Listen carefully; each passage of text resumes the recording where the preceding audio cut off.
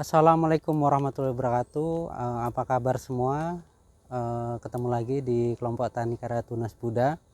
Jadi teman-teman, kali ini kita dalam program jalan-jalan, yang mana pada saat ini kita berada di Dinas Pertanian Kota Lubuk Linggau, yang mana di sini ada kebun demplot ataupun kebun percontohan.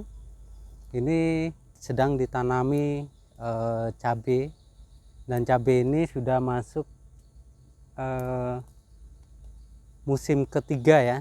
Nah, baiklah teman-teman semua, kita ketemu langsung dengan pengelola demplot ini, dengan Bapak Pepen. Selamat sore Pak Pepen. Assalamualaikum. Selamat sore, waalaikumsalam warahmatullahi wabarakatuh. Jadi Pak Pepen, Ya, kenapa di sini ditanami cabai? Alasannya kenapa?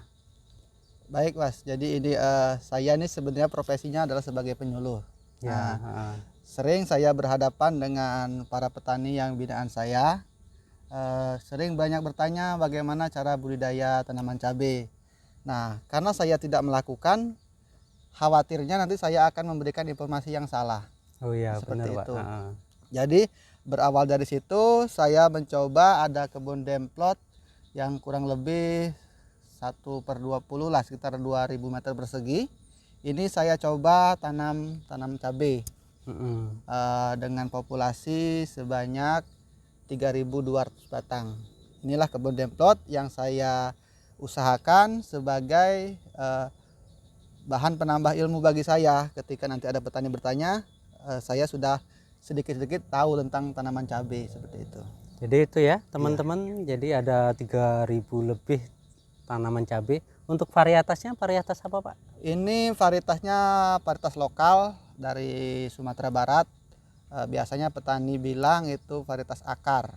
Oh, cabai akar ya, Cabai kalau akar. masyarakat Ya, bilangnya. dan di kemasan juga mereknya akar. Ini sudah masuk musim keberapa Pak untuk tanaman cabai ini? Ini kalau musimnya sudah masuk ketiga Mas, karena Oh, ini ketiga di ya. awal ditanam itu pada bulan Januari 2000. tanggal 14. Mm-mm. Ini sudah masuk ke bulan Juli tanggal 20-an ya. Iya, Nah, 24. jadi sudah 7 bulan ini Ya. umurnya. Berarti sudah masuk tahap ketiga Pak Tahap ya. ketiga.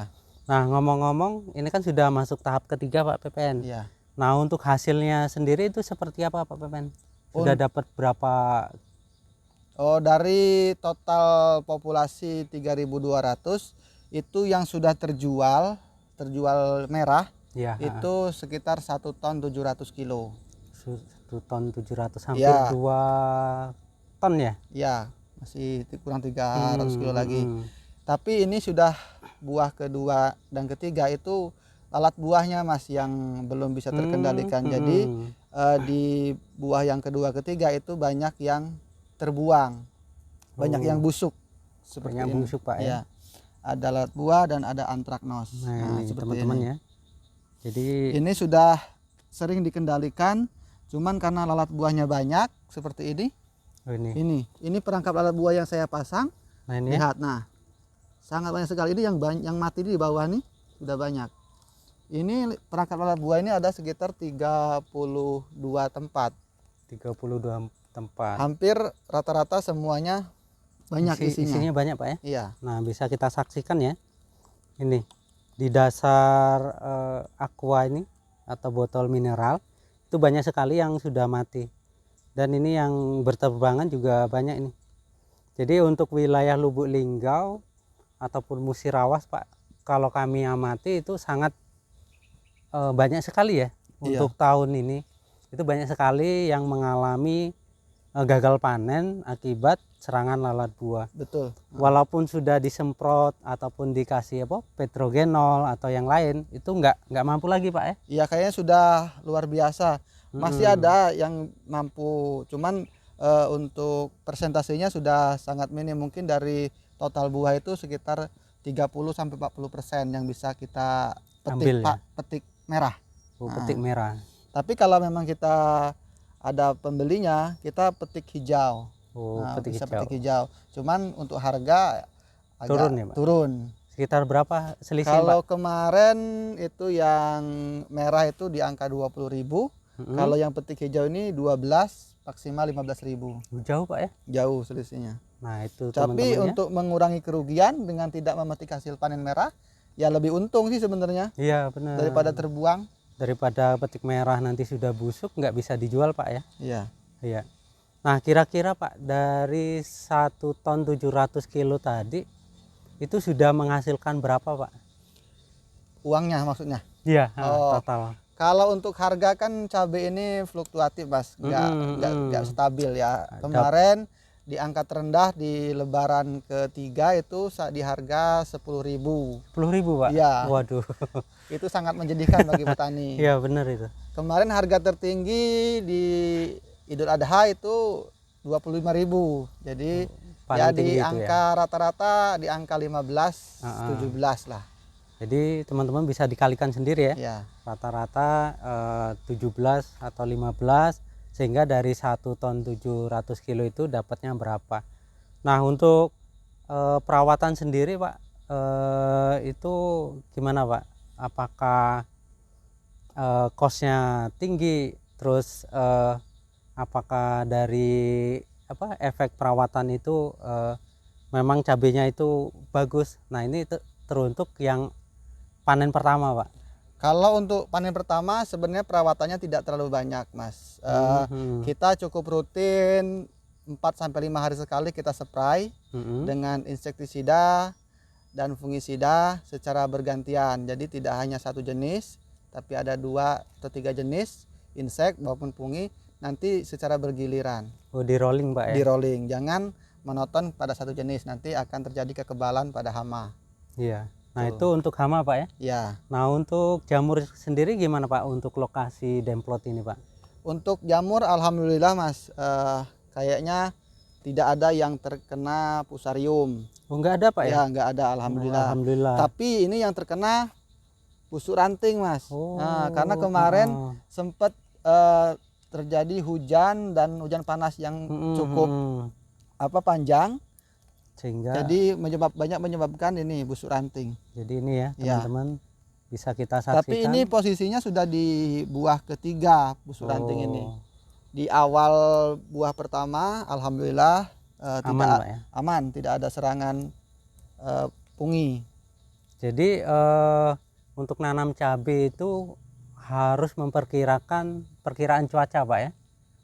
Sebenarnya bisa. Kalau bisa, tapi sekarang kan cuacanya nggak menentu. Sudah tidak bisa lagi kita prediksi. Kalau zaman dulu bisa pakai prononto mongso kata orang tua-tua dulu. Tapi untuk sekarang nggak bisa lagi. Sudah waktunya hujan, tiba-tiba kemarau. Nah, prediksi sekarang kemarau, tahu-taunya musim hujan tinggi. Jadi untuk sekarang harusnya kemarau, Pak ya? Harusnya bulan kemarau 7. bulan Juli. Tapi ini hujan masih banyak untuk wilayah Lubuk Linggau. Jadi seperti itu.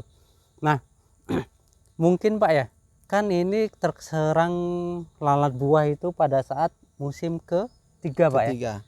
Atau memang tanaman cabai itu setelah musim pertama atau musim kedua itu harus dilakukan rolling, Pak, untuk menghindari bengkaknya biaya perawatan untuk lalat buah, Pak. Rolling tanaman maksudnya? Iya, pergantian tanaman. Iya, memang seharusnya itu memang ada apapun jenis tanaman itu kan harusnya memang ada sistem pola tanam. Biasanya kalau di sawah itu ada padi, palawija. Begitu juga dengan tanaman hortikultura lainnya.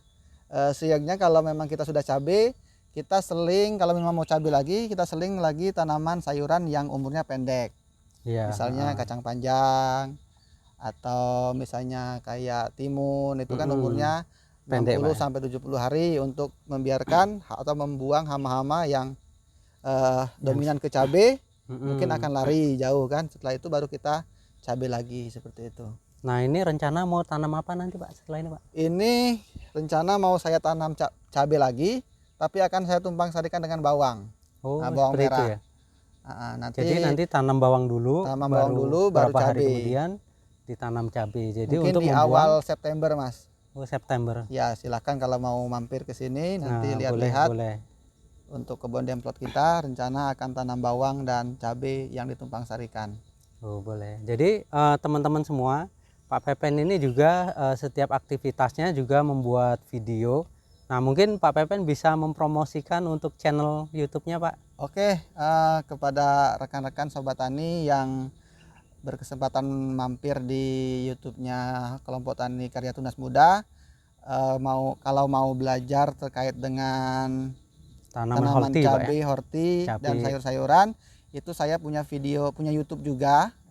Silakan datangi channelnya Penyuluh Pertanian Mahir. Itu jabatan saya penyuluh pertanian mahir. Jadi di YouTube itu ada beberapa edukasi yang saya sajikan terkait dengan budidaya cabai dan sayuran lainnya. Wah, terima kasih Pak Pepen Iya, atas sama-sama. tutorialnya, terus informasinya. Jadi teman-teman jangan lupa untuk kunjungi channel Pak Pepen, yaitu Penyuluh Pertanian Mahir. Jadi di sana Pak Pepen selalu memberikan informasi, edukasi tentang perawatan tanaman, tentang teknik perawatan ataupun pengendalian hama penyakit dan lain sebagainya. Jadi, biar nanti kita bisa sama-sama menambah ilmu sehingga kita dalam hal bertani itu tidak mengalami masalah ataupun kendala. Ya. Itu harapan kita. Jadi cukup sekian ya edisi jalan-jalan kita di Dinas Pertanian Kota Lubuk Linggau. Nanti kalau Bapak Pepen nanam bawang merah, bisa kita kunjungi lagi. Boleh, silakan. Alhamdulillah diperbolehkan. Cukup sekian, saya akhiri. Wassalamualaikum warahmatullahi wabarakatuh.